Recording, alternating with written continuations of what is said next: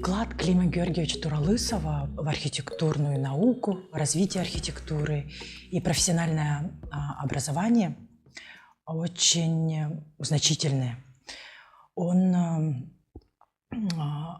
открывает высшее образование, во-первых, да, и это делается не на пустом месте. В это вкладывает много труда, базой которой является его научные изыскания. Он вообще получил образование в Московском архитектурном институте. Тогда он назывался МАИ, сейчас МАРХИ. Он преемник ВХУТИИНа, Высший художественно-технический институт, в котором учился его отец. Первый профессиональный сценограф в Якутии, и он работал с художественными образами создания фона, пространства, сцены в театре. И Клим Георгиевич рос в такой атмосфере, когда он видел, что одно и то же пространство может меняться, создавать совершенно разные ситуации. Это влияло на его выбор профессии в будущем. Клим Георгиевич родился в 1941 году. Его семья жила по проспекту Ленина, 42. Георгиевич Туралысов рос в этом доме на Ленина, 42. Его детство здесь прошло, и недалеко находился театр, его школа. Здание было построено для интеллигенции Якутии.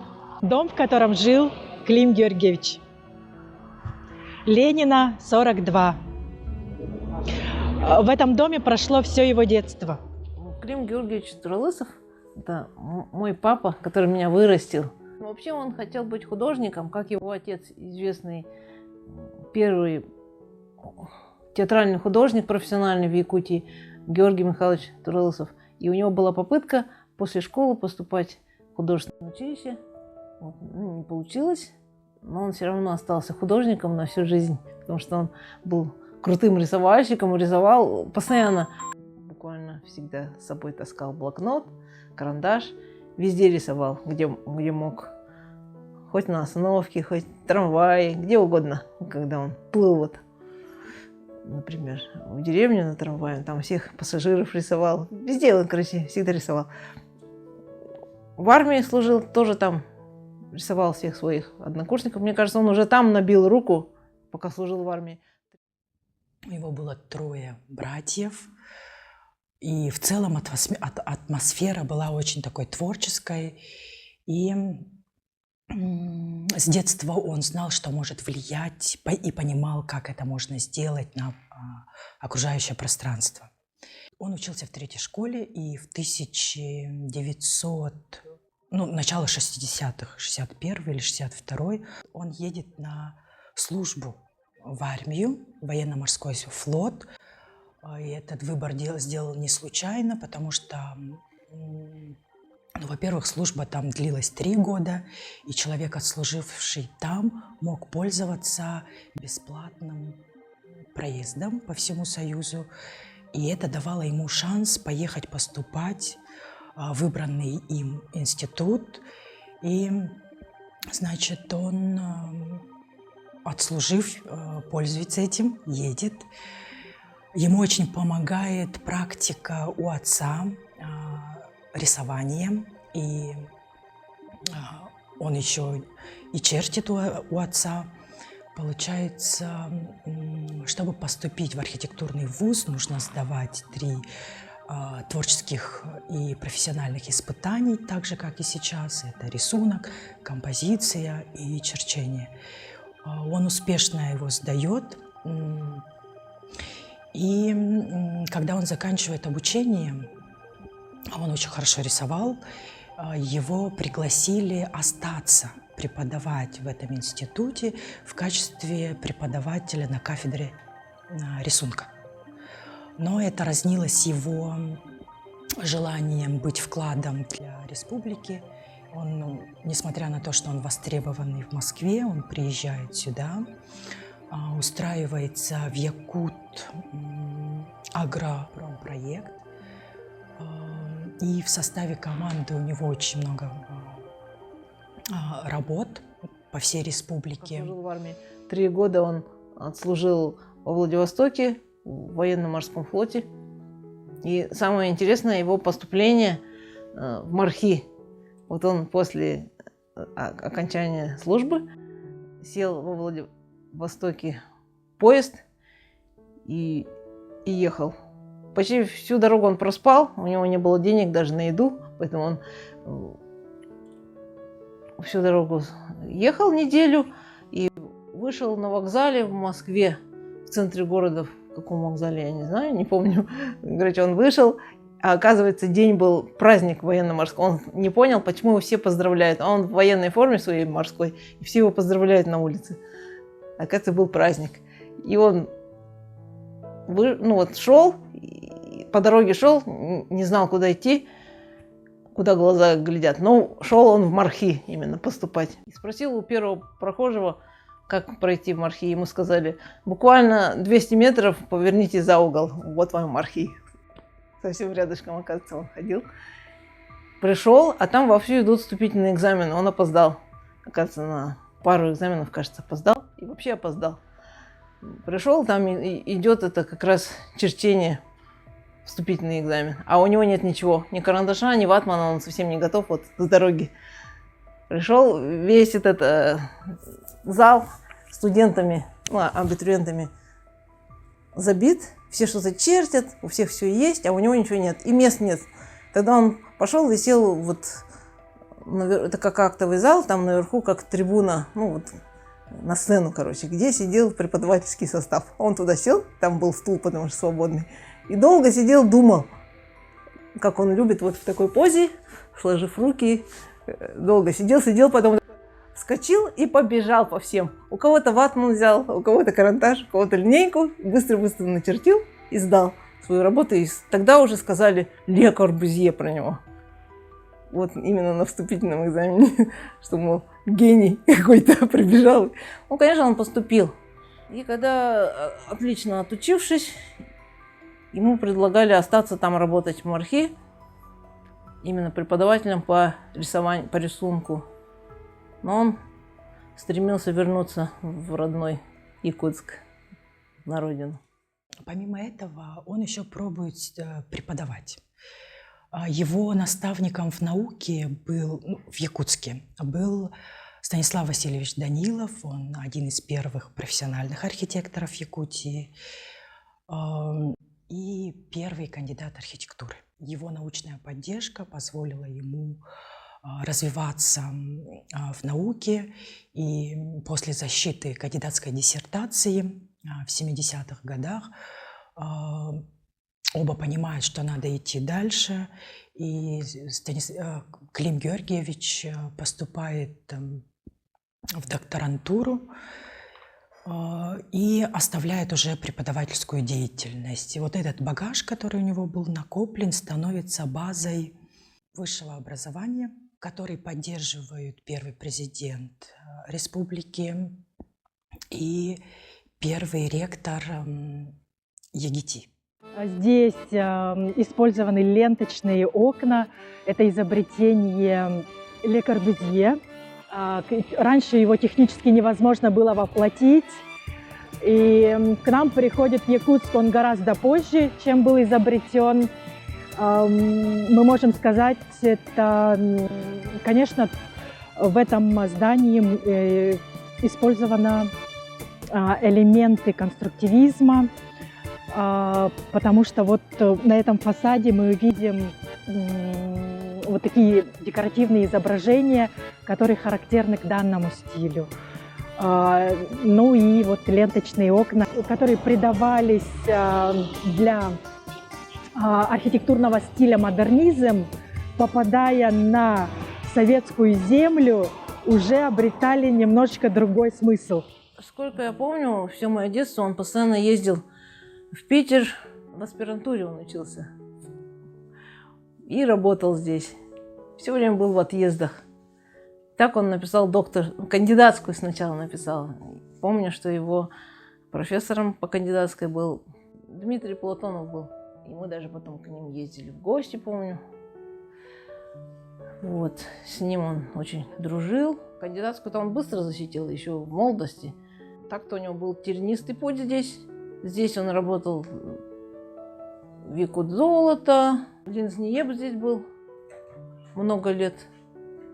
Это такое научно-исследовательское было заведение, с Ленинградом связано. Клим Георгиевич параллельно работал в Лензниеб, это Ленинградский исследовательский институт в области архитектуры. Благодаря этому была проведена системная работа в науке. Многие ученые вышли именно вот с этого проекта. Чтобы не ошибаться в названиях его кандидатской и докторской работы, вычитаю. Кандидатская диссертация у него называлась «Основы организации жилища для коренного сельского населения Якутии». И докторская, которую он защитил в 1998 году в Московском архитектурном институте, называлась «Концепция градостроительного освоения крупного северного региона в экстремальных климатических условиях на примере арктической зоны Якутии». Первый профессиональный архитектор из якутян приехал в 1957 году, точнее их было двое, Станислав Васильевич и Нариман Суханов. И предполагаю, что эти дома уже были до их приезда, то есть проектировали приезжие архитекторы. Он планировался как архитектурный ансамбль в стиле неоклассицизма. Как искусствовед в области архитектуры могу сказать, что его исследования рождались от его осмысления, которое происходило с помощью рисунка. Он рисовал людей, исследовал их состояние, их мысли и то, как они меняются в изменениях архитектурной среды.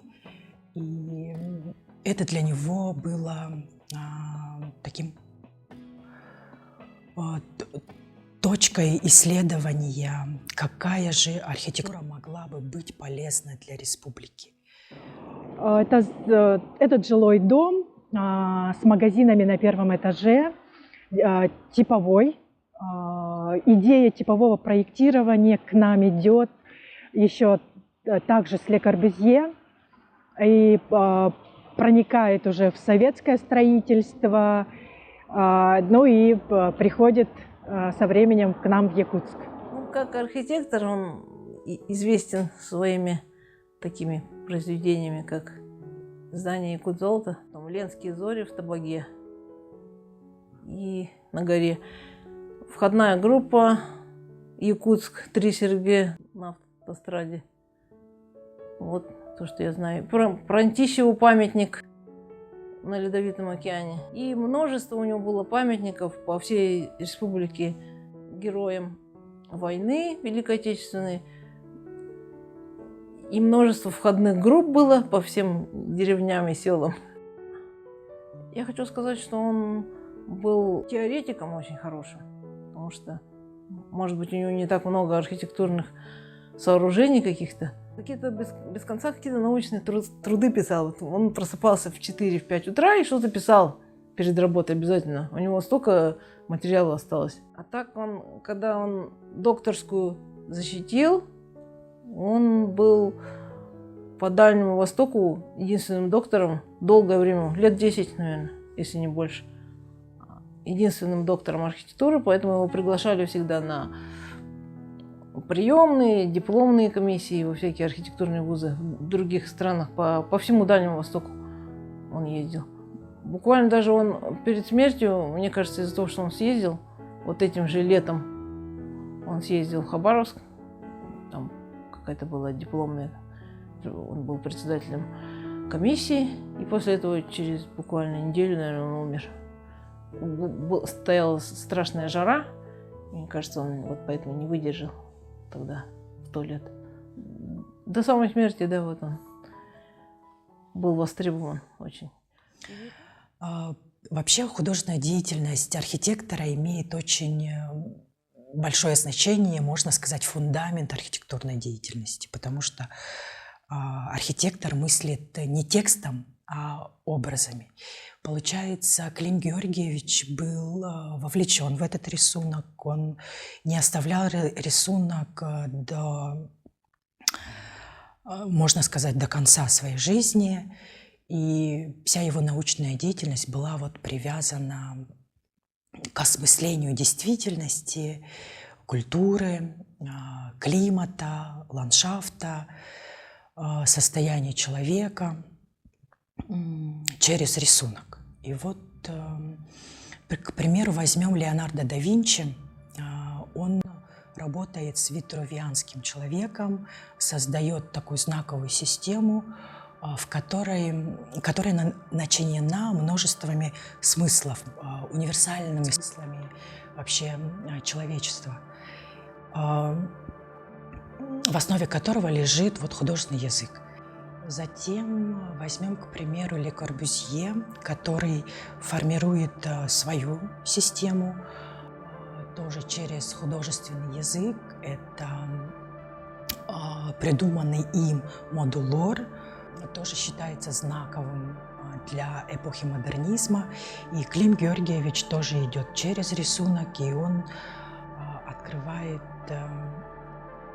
своего северного человека, его пропорции такие коренастые, широкие, и важным является, он делит этот знак на времена года и то, как климат влияет на северного человека.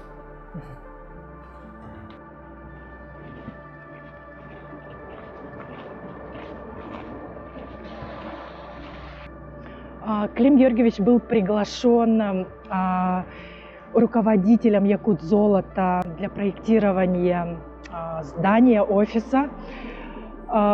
Здесь перед ним стояла задача организовать проект таким образом, чтобы он гармонировал с теми зданиями, которые уже существовали, и при этом уже язык архитектуры изменился, поэтому ему надо было и современное, и прошлое объединить в один архитектурно-художественный облик, поэтому он рассматривал здание, если мы смотрим по зеркальной симметрии, это здание Министерства финансов, спроектированный Смольковым. Там используется такая колоннада, чистый неоклассицизм. Затем мы смотрим здание Якут. И в Якутске в Якутии он первый, кто открыл здесь высшую школу архитектуры, потому что до него тут на архитекторов вообще не учили. И это, получается, он организовал ИГТ. Там раньше был какой-то техникум. На основе этого техникума строительного, по-моему, Худали там был ректор. Вот. Они сделали институт, потому что папа по своим всяким знакомствам московским получил лицензию, и так организовался, открылся институт ИГТ, где обучали уже архитекторов. И там было очень хорошо, начали обучать, там бакалавриат был и прочее. Но потом он не так много проработал, как ИГТ, как институт, потому что СФУ стали формировать, и многие маленькие вузы буквально заставляли присоединяться к СУФУ. Он, конечно, пытался, упирался, но не получилось. Заставили. И вот это его боль была. Мне кажется, он из-за этого тоже вот не выдержал. Страдал молча. Свое детище как бы потерял, получается. Якут геологии мы там видим пилястры у входной зоны. И затем мы смотрим вот эту угловую часть. И в нем использована тоже такая имитация этих пилястр, ну, уже в иной трактовке. И тем не менее образы между собой перекликаются и не создают такого противоречия в самом ансамбле площади. Дальше мы рассматриваем само здание Якут-Золото. Мы здесь видим, безусловно, южные архитектурный облик южных стран. Конечно, это модернизм, и вот эти вот выступы, которые организованы вертикально, они были созданы для того, чтобы защищать от солнца, чтобы не нагревалось помещение максимально, да. Ну а здесь у нас якутский, он обретает уже другой функционал, наоборот, защита от ветра, от мороза, и вот такое какое-то укромное,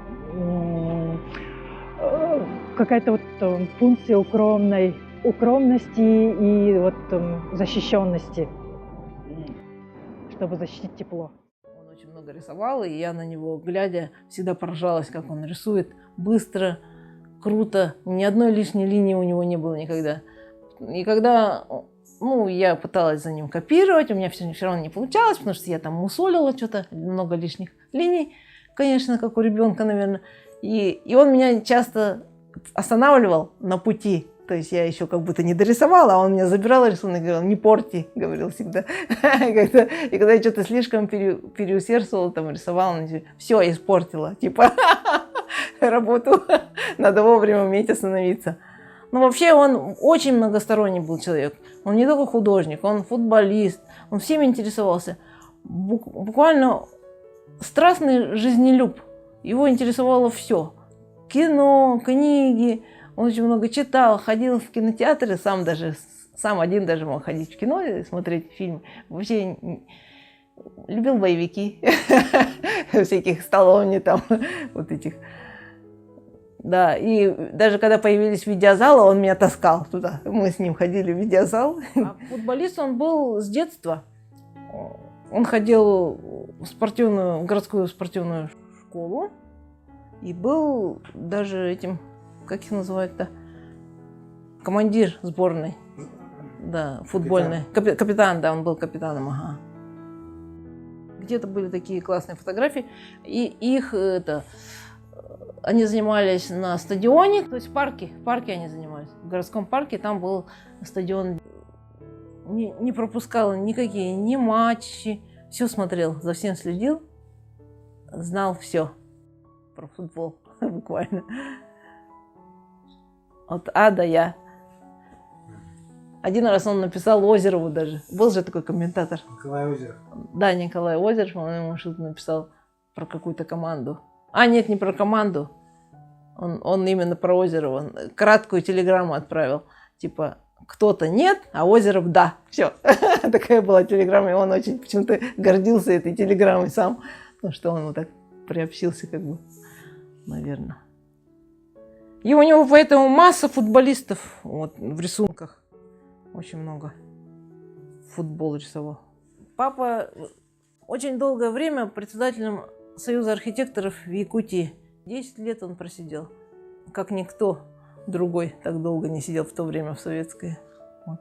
И он очень был бескорыстным. Он даже себе не мог свои условия жилищные улучшить.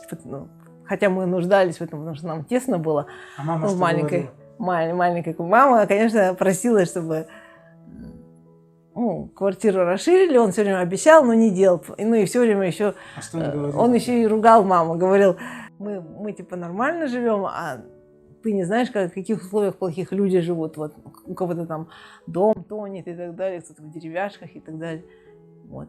А многие люди-то быстро себе улучшали условия будущего. Кстати, он всем помог. Все, кто к нему обращался, он всем помогал с квартирами, с дачами, а у него не было, он и не сделал себе ни дачи, ни квартиры. Честно, он отказался от мастерской, когда ему предложили уже в 90-е годы вот эту квартиру мы получили, то еще при помощи мамы, можно сказать, там Тосов помог. Вот. И в то же время ему предложили мастерскую, и он отказался, подумав, что у нас здесь слишком хорошие условия уже. Клим Георгиевич много работал в команде. Вообще в советское время такого вот понятия, как звездный архитектор, оно как бы немножко нивелировался. Это была больше командная работа, конкретными требованиями, СНИПами, нормами.